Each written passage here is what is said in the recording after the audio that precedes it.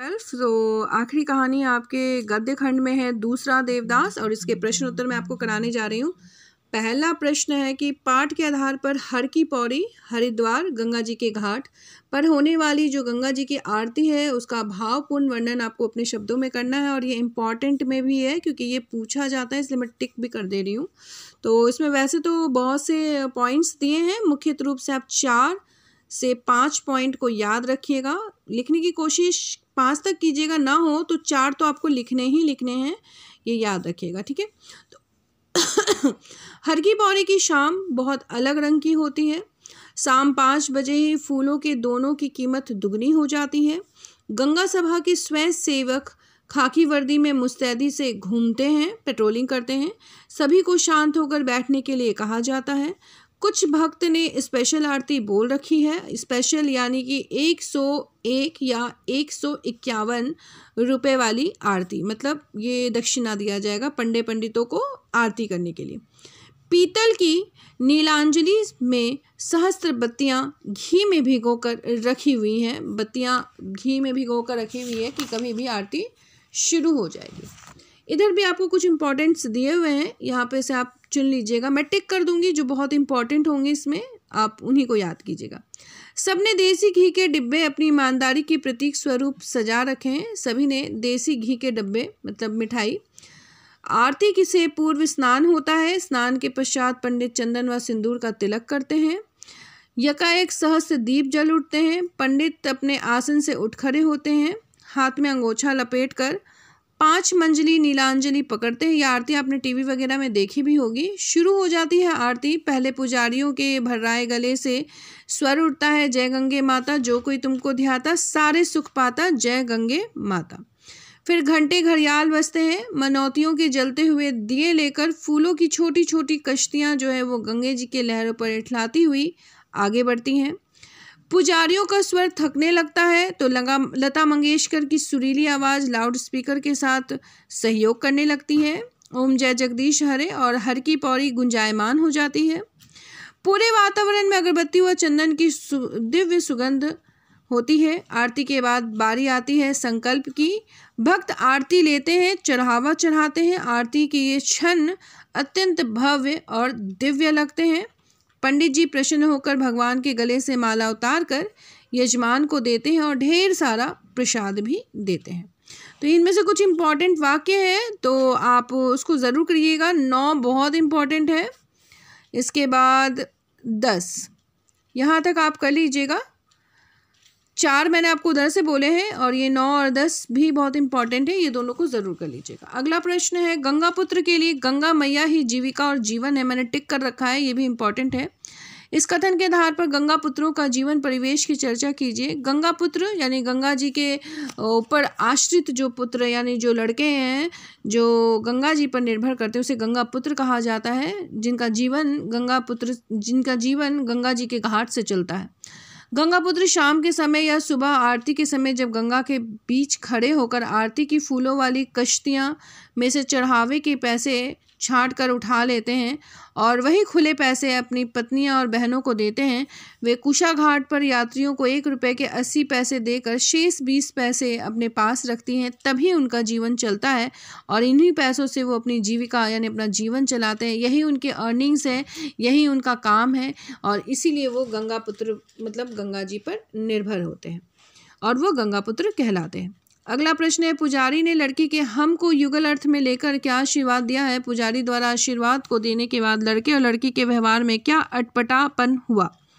तो जब पुजारी ने लड़की के हम को युगल अर्थ में मतलब कि एज अ कपल सोचा तो उसमें ऐसा हुआ कि संभव व पारो जो है वो कल आएंगे, ऐसा अर्थ लेकर के पंडित जी ने आशीर्वाद दिया कि सुखी रहो, फूलो फलो, जब भी आओ साथ आओ, गंगा मैया मनोरथ पूरे करे। तो लड़की और लड़का दोनों अकबका गए क्योंकि वो दोनों साथ नहीं थे, दोनों एक दूसरे के लिए अनजान थे, इसलिए इनके व्यवहार में अटपटापन आ गया। अगला प्रश्न है, उस छोटी सी मुलाकात ने संभव के मन में क्या हलचल उत्पन्न कर दी, इसका सूक्ष्म विवेचन कीजिए। उस छोटी सी मुलाकात ने संभव के मन को झिझोड़ दिया क्योंकि पहली बार वो किसी लड़की से इस तरह से मिला था जैसे कि उसे लगा कि उसे प्रेम हो गया है। ठीक है, तो यहाँ ये से आप पॉइंट्स में लिखेगा।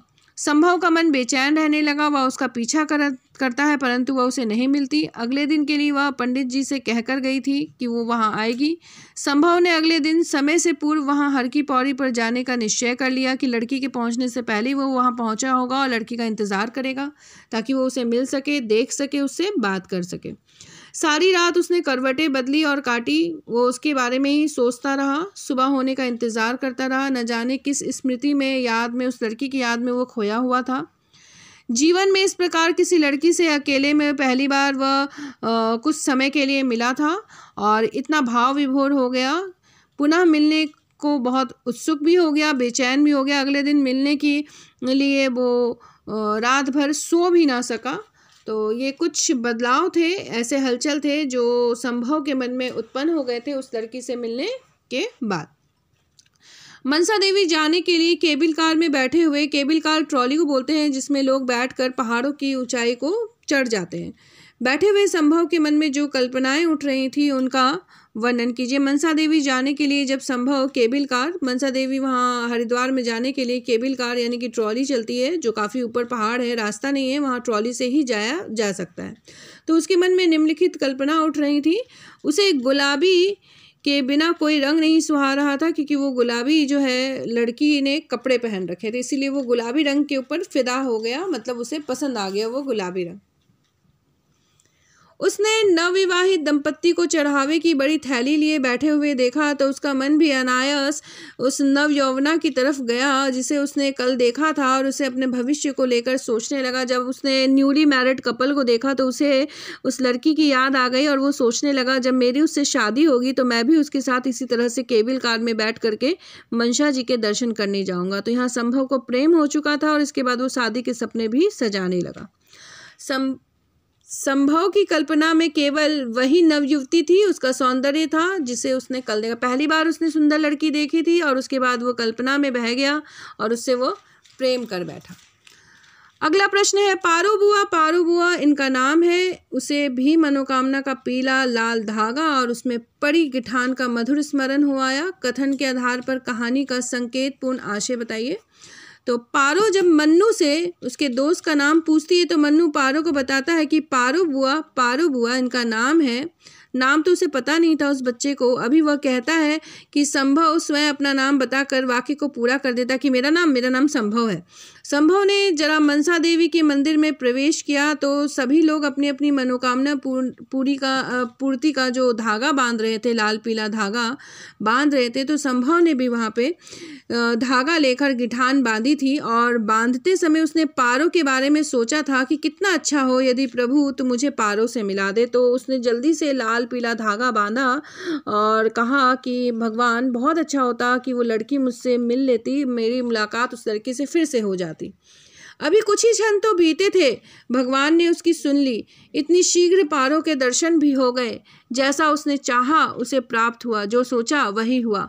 इसीलिए उसने कहा कि इधर धागा बांधा और उधर मनोकामना, जो लाल पीला धागा उसने बांधा था उसकी मनोकामना जो है वो पूरी हो गई।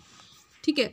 मनोकामना की गांठ भी अद्भुत अनूठी होती है, इधर बांधी और उधर लग जाती है। कथन के आधार पर बताइए कि पारो की मनोदशा कैसी थी।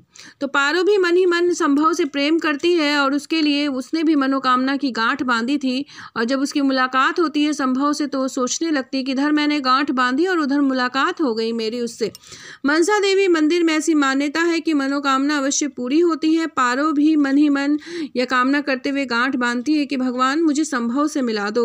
अभी कहती है कि उसकी मनोकामना पूरी हो जाती है। पारो को लगता है कि यह गांठ कितनी अनोखी है, कितनी अद्भुत है। इधर मैंने गांठ बांधी और उधर मुझे फल मिल गया। उसका मन बहुत खुश होता है, वह अत्यंत प्रसन्न होती है और अपने आप को भाग्यशाली समझती है। मनसा देवी ने उसकी मनोकामना पूरी की और उसकी मुलाकात किससे हो गई? संभव से हो गई। तो इसीलिए मनोकामना की गांठ भी अद्भुत है, इधर बांधो और उधर लग जाती है। तो यहाँ संभव की मुलाकात पारो से हो जाती है, इसी कथन में यह वाक्य कहा गया है। तो इम्पॉर्टेंट प्रश्न जो है वो मैंने आपको टिक करा दिए हैं। ये आशय स्पष्ट करो आपको नहीं करना है, ये आप प्रश्नोत्तर नहीं करेंगे, ये बहुत इम्पॉर्टेंट नहीं है।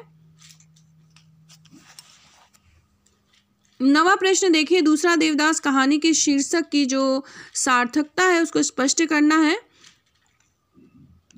देवदास उसे कहा जाता है जो अपनी प्रेमिका को अथाह प्यार करे।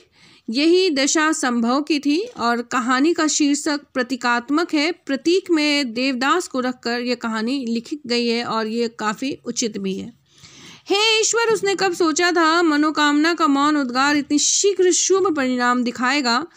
हे ईश्वर, उसने कब सोचा था। संभव ने जब प्रभु से चुपचाप प्रार्थना की थी कि कल वाली लड़की उसे फिर से मिल जाए, तो उसने सोचा नहीं था कि उसकी मनोकामना इतनी जल्दी पूरी होगी। अभी वह कुछ ही क्षण पूर्व पहले ये मनोकामना कर रहा था, उसे पारो नजर आ गई और उसके मन ने भगवान को धन्यवाद दिया। उसकी उम्मीदों से बढ़कर उसे मनोकामना का फल प्राप्त हुआ, इसीलिए वो बहुत खुश था। तो ये सारे प्रश्नोत्तर मैंने आपको समझा दिए हैं, इसे आप अच्छे से लिख लीजिएगा और याद कर लीजिएगा क्लास 12। धन्यवाद। ये कहानी है दूसरा देवदास और इसके सारे प्रश्नोत्तर आपको याद करने हैं। ये वार्षिक परीक्षा में आपसे पूछा जाएगा। ओके क्लास 12, धन्यवाद।